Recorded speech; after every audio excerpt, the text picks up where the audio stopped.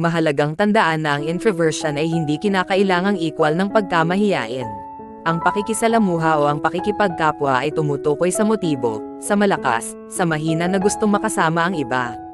Hindi sapat ang confident, o walang pakialam, pati na rin ang pakiramdam ng tensyon at ang pagkabalisa.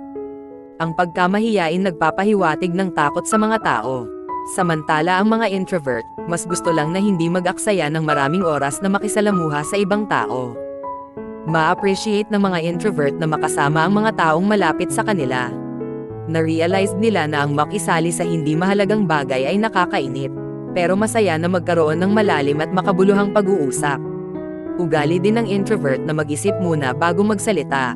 Nais nilang magkaroon ng ganap na pangunawa sa isang konsepto bago sila magbigay ng opinyon o subukang magbigay ng paliwanag. Thank you for watching.